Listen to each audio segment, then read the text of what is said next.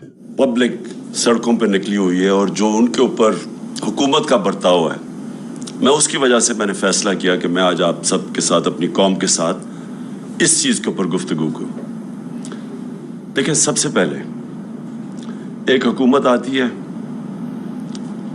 वाज़े एक international conspiracy के ज़रिए, और वो आके इस मुल्क के ऊपर जब जो हुकूमत बनती है 60% लोग ज़मानत पे, बड़े बड़े इस मुल्क के वो लोग जो 30 साल से करप्शन कर रहे थे वो ऊपर आके मुसल्लत हो जाते हैं। और वो मुसल्लत कैसे होते हैं कि लोगों के ज़मीर ख़रीदे जाते हैं, भेड़ बकरियों की तरह सियासतदानों को ख़रीदा जाता है, वो वहाँ ऊपर कायम हो जाते हैं। और उसके बाद बजाय ये कि लोगों के हालात बेहतर करें, या जो उन्होंने कहा कि महंगाई बहुत ज़्यादा है, तो इन्होंने महंगाई के ऊपर कोई प्लान लेके आना था, और या इन्होंने माइशत ठीक करनी थी, क्योंकि ये बड़े तजर्बाकार समझे जाते थे, क्योंकि दो ख़ानदान 30 साल से इस मुल्क के ऊपर हुकूमत कर रहे हैं। तो बजाय वो करने के जो इन्होंने हमारे सारा वक्त 3.5 साल तनकीद करते रहे कि जी बहुत महंगाई है,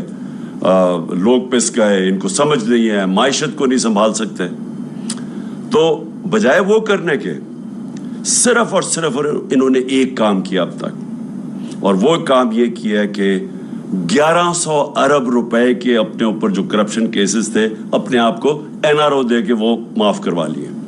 और उसके अलावा इन्होंने इदारे तबाह किए हैं ताकि इनकी करप्शन बच जाए, FIA को तबाह, NAB तबाह, सारे जो सिविल सर्विस पुलिस का इस्तेमाल लोगों को दबाने के लिए। तो सिर्फ और सिर्फ इनकी एक कोशिश थी, और वो प्लानिंग मैं बड़ी देर से लोगों को कह रहा था कि इनका सिर्फ मकसद हमारे ख़िलाफ़ जो सारी इकट्ठी भी हुई पार्टीज़, जो लॉन्ग मार्चेस भी की, पीछे सिर्फ एक चीज़ थी कि किसी तरह ये हुकूमत जाए और ये आके अपने आप को NRO दे दें। अब क्या लोगों का गुस्सा क्या है कि आपने लोगों को तैयार किया कि जी बहुत ज़्यादा महंगाई है, लोगों की मुश्किल हालात हैं, यहाँ जनाब लोग तबाह हो गए, और हर रोज़ इनकी स्टेटमेंट्स, महंगाई मार्च। अब लोग क्यों सड़कों पे निकल रहे हैं? सबसे पहले कि लोग ये पूछना चाहते हैं कि कौन सी क़यामत आ गई जब से हमारी हुकूमत गई, और जब से ये 2 महीने, 2.25 महीने में जब से ये आए हैं, क्या हुआ चेंज कि कीमतें भी आसमानों पे चली गई, माइशत भी नीचे, रुपया भी नीचे गिर गया, स्टॉक मार्केट भी नीचे गिर गई। अब जो इंडस्ट्रियल ग्रोथ है, जिसकी वजह से रोजगार लोगों को मिल रहा था, जो हमने 55 लाख नौकरियां दी थी, उसकी वजह कंस्ट्रक्शन सेक्टर था, उसको हमने उठाया। उसकी वजह थी इंडस्ट्री, लार्ज स्केल मैन्युफैक्चरिंग, जिसमें ग्रोथ हुई, रिकॉर्ड ग्रोथ हुई। उसकी वजह एक्सपोर्ट्स, टेक्सटाइल सेक्टर और सर्विसेज सेक्टर, इंफॉर्मेशन टेक्नोलॉजी के ऊपर 2 सालों में 75% ग्रोथ में, एक्सपोर्ट्स में इजाफा हुआ। तो वो क्या चीज़ हुई कि एक मुल्क एक IMF भी कह रहा था कि सस्टेनेबल ग्रोथ पे निकला हुआ था, ज़राअत में रिकॉर्ड ग्रोथ हो रही थी, यानी फसलों के अंदर रिकॉर्ड ग्रोथ हो रही थी, क्योंकि हमने पूरा एक प्लान बनाया हुआ था। हमने अपनी ज़राअत को उठाने के लिए किसान की कैसे मदद करनी थी, उनके कितने कितने तरीके थे कि हमने कैसे खर्च करना था पैसा ज़राअत पे। देर के बाद ज़राअत ऊपर जा रही थी। वो कौन सी क़यामत आ गई कि 2 महीने में सारा कुछ ही नीचे चला गया, आसमान पे महंगाई पहुंच गई, और जो माइशत है वो नीचे आ गई। आज बेरोज़गारी बढ़ती जा रही है। तो सवाल ये है कि कौम अगर आपको ये बाहर निकल रही है आज और मुजाहरे कर रही है, तो आपको बजाय ये डंडा का इस्तेमाल करने का, और ये जो आप उनको पर तशद्दुद कर रहे हैं, एक डेमोक्रेटिक हुकूमत लोगों को बताती है, अपने मसले बताती है, और लोगों के दुख और दर्द सुनती है। लोग तकलीफ में हैं। किधर गई बिजली? किधर थी हमारे दौर में 3.5 साल में? क्यों नहीं ऐसी लोड शेडिंग थी? तो क्या हुआ कि एकदम लोड शेडिंग भी शुरू हो गई है, और लोड शेडिंग भी शहरों के अंदर और कराची में जिस गर्मी के अंदर लोड शेडिंग है, वो क्या आपकी कोई तैयारी नहीं थी? क्या हुआ? बिजली तो है यहाँ मुल्क में। अब ये बिजली घर के ऊपर जो इन्हीं ने, ये नून लीग ने कॉन्ट्रैक्ट किए हुए थे, जो बिजली घर बनाए हैं, جو چار بڑے 5 بلکہ ان کے دور میں بنے. اب وہاں بجلی بھی نہیں بن رہی, پیسے بھی ہم دے رہے ہیں جس کو کیپیسٹی پیمنٹس کہتے ہیں. ہم یہ قوم اپنے ٹیکس کے پیسے سے ان کو کیپیسٹی میں پیمنٹس کے پیسے دے رہی ہے, لیکن وہ بجلی نہیں بنا رہے کیونکہ انہوں نے امپورٹڈ فیول کے اوپر بنائے تھے, LNG کے اوپر اور کوئلے کے اوپر. ساہیوال جیسی جگہ پہ انہوں نے کوئلے کے اوپر ایک جو پلانٹ بنایا ہے پاور جنریشن کا. آپ سوچیں کہ وہاں سارے کراچی سے سارا کوئلہ ادھر ٹریول کر کے آتا ہے ساہیوال. یعنی جس نے بھی یہ بنایا ہے اسی کو جیل میں ڈالنا چاہیے کہ کیا سوچ کے بنایا تھا. ماحولیات کے اوپر علیحدہ اس کا جو اثر ہے, اور دوسرا اتنی دور باہر سے امپورٹ کر کے کول لے کے, اور اس کی قیمت کتنی ہے, کس قیمت پہ وہ بجلی بنا رہا ہے. تو آج ان کے پاس نہ کوئلے کے لیے پیسے ہیں نہ LNG کے لیے پیسے ہیں. نتیجہ یہ ہے کہ اب یہ پلانٹ چل نہیں رہے جس کی وجہ سے لوڈ شیڈنگ ہے. تو میرا پھر سے سوال ہے کہ اتنی محنت سے آپ نے سازش کی, بیرون ملک کے ساتھ مل کے, یہاں لوگوں کے ساتھ مل کے, غداروں کے ساتھ آپ نے یہ سازش کی, اور آج لوگ آپ سے یہ سوال پوچھ رہے ہیں کہ جب آپ یہ سازش کر کے آ گئے تو اب کہہ رہے ہیں کہ جی یہ سارا کچھ عمران خان اور PTI نے کیا ہے. تو اگر ہم نے یہ کیا تو ہمیں رہنے دینا چاہیے تھا. آج ہم ذمہ داری لیتے ہیں اس چیز کی. ہم بھی IMF کے پروگرام میں تھے, 3.5 سال ہم IMF کے پروگرام میں تھے. کیا ہمیں نہیں وہ IMF کہہ رہی تھی کہ یہ قیمت بڑھاؤ, یا تیل کی قیمت اتنی کرو, یا بجلی کی قیمت اتنی کرو, یا ڈیزل کی؟ تو ہم تو پریشر بھی لے رہے تھے. اور اس دور, یہ ذرا میں اپنی قوم کو کہنا, جس وقت پریشر تھا قیمتوں کا, اور یاد رکھے IMF کا بھی پروگرام تھا, کرونا بھی ہوا جو ساری دنیا میں تباہی مچائی کرونا نے, اور اس دور میں جو انٹرنیشنل جو کموڈٹی سپر سائیکل, یعنی جو انرجی کی قیمتیں اوپر جائیں ساری دنیا میں, وہ بھی اوپر گئیں. اس کے باوجود ہم نے سب سے سستا ملک تھا پاکستان. آج اگر آپ قیمتیں دیکھیں, جس قیمت پہ ہم ڈیزل بیچ رہے تھے, پٹرول بیچ رہے تھے, بجلی حالانکہ کانٹریکٹ انہوں نے سائن کیا, پھر بھی ہم نے قیمتیں روکی ہوئی تھی. ہم نے سبسڈائز کیا ہوا تھا. ہم نے پیٹ کاٹ کے ڈیزل اور پٹرول کو اور بجلی قیمت نہیں بڑھنے دی. IMF پریشر برداشت کیا کیونکہ ہمیں پتا تھا کہ لوگوں کے حالات کیا ہیں. ہمیں پتا تھا کہ یہ ایک انٹرنیشنل عذاب آیا ہوا ہے. کون سی قیامت آئی کہ آج سارا کچھ آسمانوں پہ چلا گیا. جو قیمتیں انہوں نے بڑھائی ہیں 2.5 مہینوں میں, ہمارے 3.5 سال میں اتنی قیمتیں نہیں بڑھی. کوئی چیز لے لیں, آٹا لیں, گھی خاص طور پہ لیں, یہ ڈیزل اور پٹرول, بجلی کی, ابھی تو لوگوں کو بجلی کے بل آنے ہیں.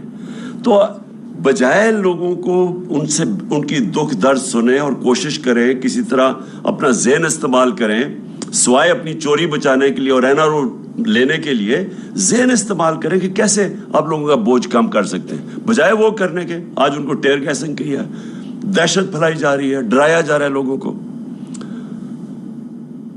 میری آج اپنی ساری قوم سے ایک ہی آپ سب کے لیے درخواست ہے, اپیل ہے کہ دیکھیں, ایک پرامن احتجاج ہم سب کا حق ہے. یہ ہمیں جمہوریت ایک حق دیتی ہے, ہمارا آئین حق دیتا ہے. ہمارے جب نے 25 کو جب احتجاج کیا, 25 مئی کو, انہوں نے جس طرح کا ظلم کیا لوگوں کے اوپر, فیملیز پہ, گھر میں رات کو 2-3 بجے گھس کے خواتین کو جس طرح انہوں نے چادر اور 4 دیواری کو, ہماری روایت کو پیچھے رکھ کے جس طرح انہوں نے کیا, اس کی میں مارشل لاء میں تو شاید ایسا ہوتا ہو, کسی جمہوریت میں نے ایسے نہیں دیکھا. میں نے جنرل مشرف کی آمریت کے اندر, وہ بھی ملٹری ڈکٹیٹر تھے, میں نے اس میں اس طرح کا ظلم نہیں دیکھا جو انہوں نے کیا 25 کو. اور اب ہم پھر تماشا دیکھ رہے ہیں. یہ کر کیا رہے ہیں؟ سنبھالی ان سے معیشت سنبھالی نہیں جا رہی, قیمتیں ان سے روکی نہیں جا رہی, باہر پھر رہے ہیں ہاتھ پھیلا کے. وہ ان کی مدد جس طرح کر رہے ہیں, جس طرح میں نے کہا کہ وہ کوئی بھی فری لنچ نہیں ہوتا, یعنی کوئی مفت میں آپ کی مدد نہیں کرتا, وہ کوئی نہ کچھ آپ سے مانگ رہے ہیں. ان کو بھی خوش کرنے کے لیے انہوں نے ہماری نیشنل سیکیورٹی کو کمپرومائز کرنا ہے, وہ بھی اب دیکھتے رہے. تو اب اگر ان کا خیال ہے کہ صرف ظلم کر کے اور تشدد کر کے کسی طرح لوگوں کو کنٹرول کریں گے. ایسے لوگ کنٹرول نہیں ہوں گے. ابھی مہنگائی جہاں تک ہمیں پتہ ہے جولائی میں اور بڑھنی ہے, کیونکہ انہوں نے جولائی میں جو LNG تھی وہ نہیں آ رہی. اب ان کے پاس جو یہ سمجھ رہے تھے کہ یہ باہر سے چیزیں, یہ فیول خرید لیں گے, یہ کوئلہ یا LNG, وہ ان کے پاس وہ وسائل نہیں ہے, کیونکہ قیمتیں اوپر چلی گئی ہیں. لہٰذا میں آج اپنی ساری قوم کو کہہ رہا ہوں کہ میں 2 تاریخ کو ہفتے کی شام کو اسلام آباد میں انشاءاللہ ایک تاریخی ہم کریں گے پروٹیسٹ پرامن, جو ہمیشہ ہم کرتے ہیں پرامن پروٹیسٹ. ہم سارے شہروں کے اندر بھی اب لوگوں کو کہہ رہے ہیں کہ پروٹیسٹ کریں. پشاور, لاہور, کراچی, ملتان, کوئٹہ, جتنے ہمارے بڑے شہر ہیں ادھر بھی ہم پروٹیسٹ کر رہے ہیں, اور ہم یہاں پریڈ گراؤنڈ پہ کریں گے. میں یہ چاہتا ہوں کہ ایک زندہ قوم بن کے ہم سارے ان پروٹیسٹ میں شامل ہوں. ہم توڑ پھوڑ نہ کریں کیونکہ اپنے ملک کو ہی نقصان پہنچتا ہے, لیکن پرامن احتجاج ہم سب کریں بتانے کے لیے کہ ایک جمہوریت میں یہ ہمارا حق ہے اور حکومت کا فرض ہے کہ وہ لوگوں کی آواز سنیں. حکومت ڈنڈے سے کبھی بھی جمہوریت نہیں چلتی. حکومت اگر ڈنڈے برسائے گی اور ٹیئر گیس کرے گی, جمہوریت ایسے نہیں چلتی. جمہوریت چلتی ہے اخلاقی قوت سے, جسمانی قوت سے جمہوریت نہیں چلتی. وہ ڈکٹیٹرشپ چلتی ہے, وہ بادشاہ سے چلتی ہو. جمہوریت چلتی ہے اخلاقی قوت سے. اس گورنمنٹ کو بتانا پڑے گا کہ کیا طریقہ ہے ان کا, اس قوم کو جو ایک دم آپ نے یہ سازش کر کے انہوں نے سب سے پہلے پاکستان میں ایک سیاسی بحران پیدا کیا. سری لنکا کے اندر پہلے معاشی بحران آیا, پھر سیاسی بحران آیا. پاکستان کے اندر پہلے سیاسی بحران پیدا کیا گیا سازش کر کے, جب ملک بالکل ٹھیک چل رہا تھا. ہماری پوری پلاننگ ہوئی تھی, جس طرح میں نے کہا ہم نے روس سے تیل لینا تھا, ہم نے ہندوستان کی طرح اپنے لوگوں کے اوپر بوجھ نہیں پڑنے دینا تھا جو دنیا عالمی منڈی میں تیل مہنگا ہوا ہے. ہمارا پورا پلان بنا ہوا تھا.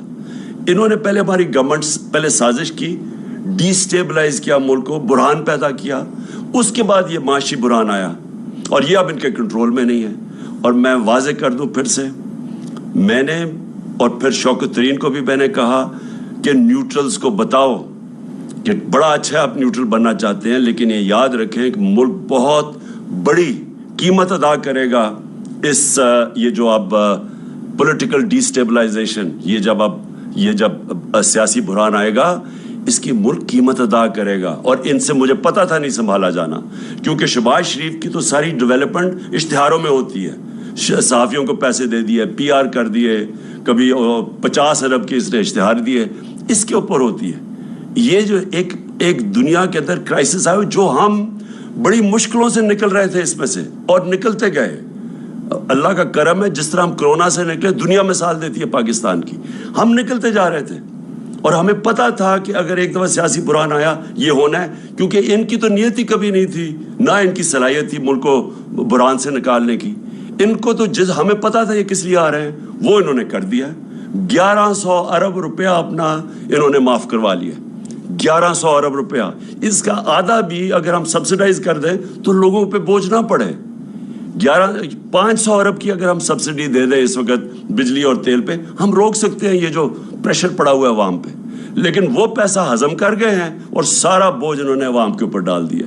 تو میں اس لیے اپنی ساری قوم کو آج اپیل کر رہا ہوں اور درخواست کر رہا ہوں کہ دیکھیں, ہم توڑ پھوڑ سے ملک کو نقصان ہوتا ہے, لیکن جو ہم کر سکتے ہیں ہم نکلیں, پرامن احتجاج کریں, لوگوں کو بتائیں کہ ہم ایک زندہ قوم ہے. ہم یہ چپ کر کے یہ ظلم جو کر رہے ہیں اس ملک پہ کہ خود اپنے آپ کو اربوں روپے کی کرپشن بچائیں اور یہاں اس ملک پر بوجھ ڈالیں, ہم یہ برداشت نہیں کریں گے. اور یہ جو ایک آخر میں انہوں نے ایک ڈرامہ شروع کیا ہے کہ پاکستان کو انہوں نے